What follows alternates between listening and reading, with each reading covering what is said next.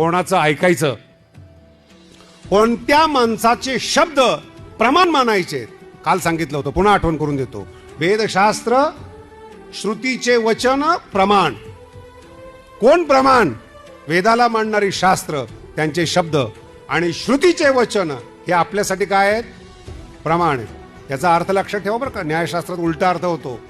हेच प्रमाण आहेत, याच्या अतिरिक्त कोणाचंही बोलणं ऐकू नका. ऐकाल तर फसाल. वेदशास्त्र आणि श्रुतीचे वचन हे प्रमाण आहे.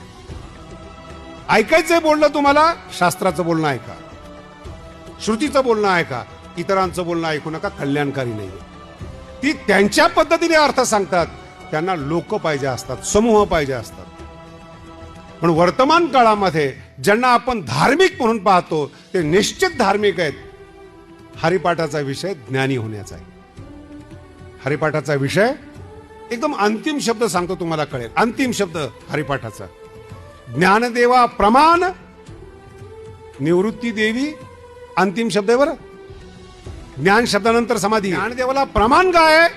निवृत्तीनाथांचं, श्री गुरुचं ज्ञान हे प्रमाण आहे. विषय संपला, यानंतर समाधी संजीवन हरिपाठ.